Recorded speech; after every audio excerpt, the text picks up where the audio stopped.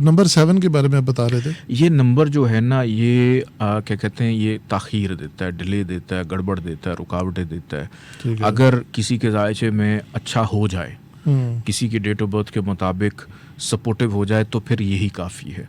और इसको वैसे भी कई दफ़ा हम कहते हैं स्पिरिचुअल नंबर है, क्योंकि हफ्ते के 7 दिन हैं, ये दुनिया भी 7 दिनों में बनी है। तो 7 नंबर्स का एक अपना इम्पैक्ट है, ये अपना ही इम्पैक्ट देता है। लेकिन अगर ये तंग करने पे आ जाए तो फिर ये आपको अर्श से भी फर्श पे ले आता है। आप जितनी मर्जी मेहनत करें, प्रॉब्लम आती है। तो नॉर्मली 7 नंबर के अंडर हमें स्पिरिचुअल काम करने चाहिए। इसका ताल्लुक थर्सडे के साथ भी है कि थर्सडे वाले दिन हमें कोई ना कोई रेमेडीज़ करनी चाहिए, सदका खैरात करना चाहिए।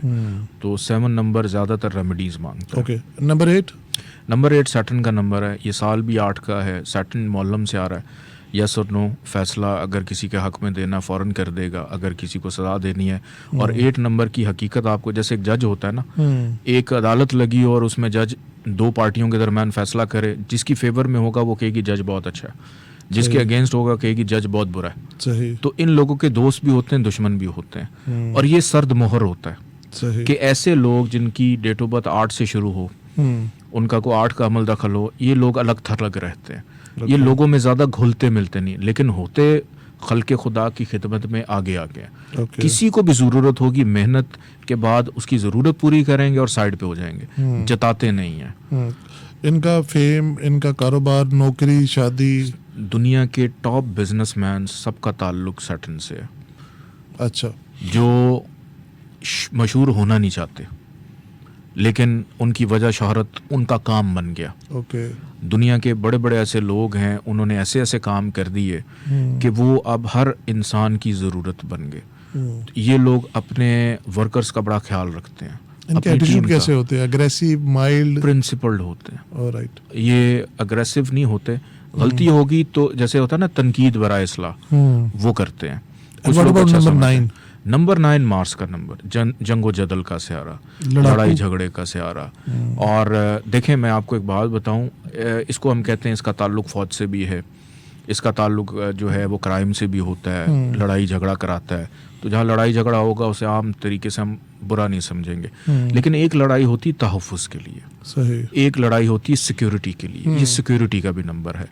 देखें, एक फौजी जो है, इसका ये मतलब नहीं कि फौज में है तो वो लड़ेगा। वो प्रिंसिपल्ड है। वो सुबह 4 बजे उठता है, अपनी ड्यूटी देता है, और अपने फारिग टाइम में वो रेस्ट भी करता है, अपनी जिम्मेदारियों को पूरा करता है। तो ये बोल्डनेस का नंबर है। ये इंसान की जिंदगी में असूल पैदा करता है। आपने ज़ंजानी साहब फौज की बात की, आपने वॉर की बात की, जंगो जदल की बात की।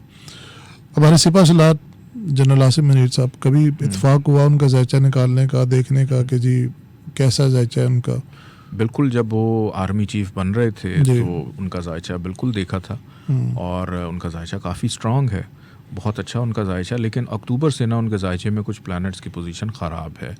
उनको अपनी सिक्योरिटी अक्टूबर 2023 से या 24 से, ये जो आने वाला अक्टूबर है, उसके बाद से ना उनके जायचे में कुछ प्लैनेट्स की पोजीशन 3 महीने के लिए बड़ी ख़राब बन रही है। तो उसमें उनको अपनी एक्टिविटीज़, अपनी सिक्योरिटी, इन चीज़ों पे ज़रा नज़रसानी करनी होगी, उसको रीशेड्यूल करना होगा। एहतियात कार है। अल्लाह पाक उनको से ज़िंदगी दे। हमारे आर्मी चीफ़ हैं, पाकिस्तान की मईशत के लिए बड़ा कलीदी किरदार अदा कर रहे हैं। उसी वाले से पूछना चाह रहा था कि आपने उनका जायचा देखा, स्टडी किया होगा, एज अ इंडिविजुअल उनका इम्पैक्ट कितना है पाकिस्तान के? बड़ा स्ट्रॉन्ग जायचा उनका।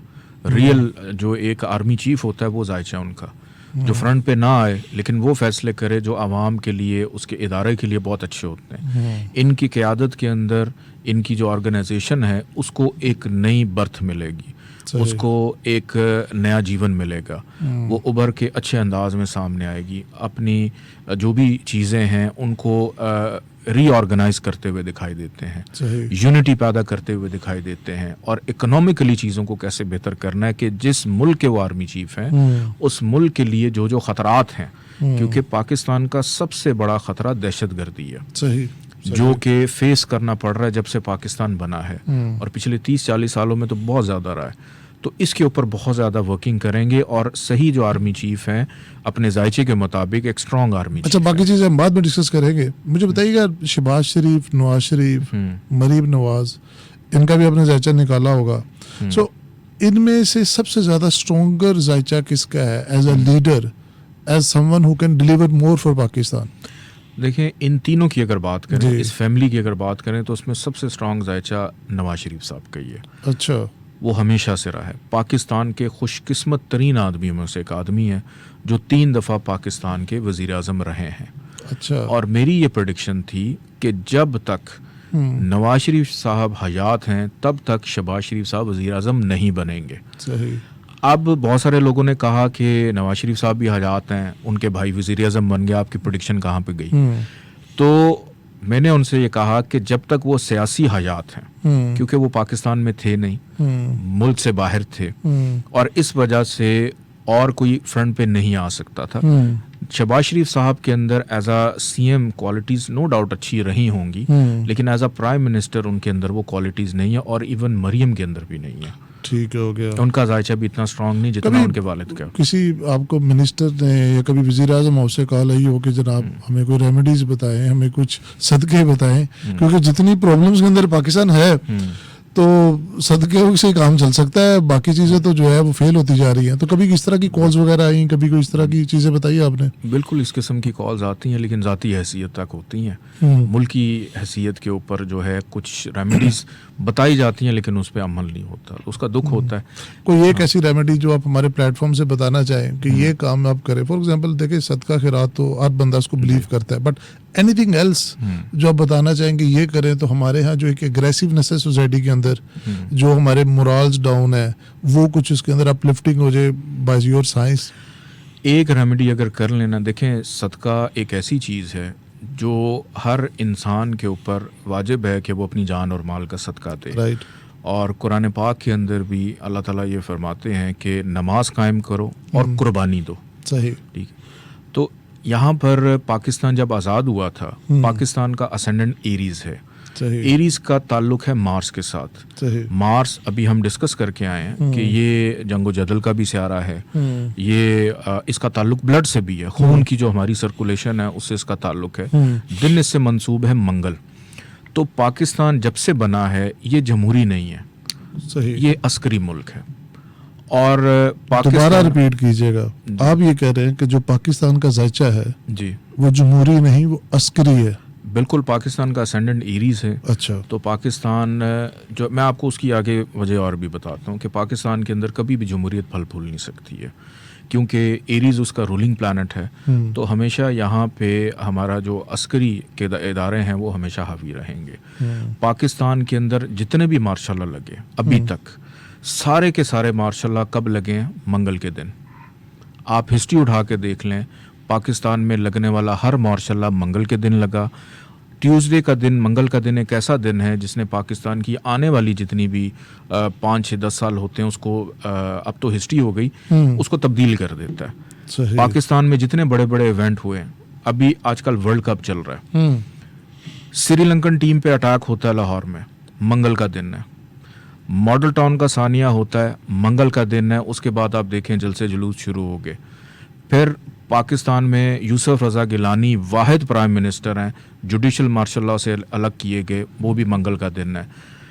पेशावर का APS का वाक़या मंगल का दिन, धरना ख़त्म हुआ। 9 मई का सानिया पिछले साल हुआ, मंगल का दिन है।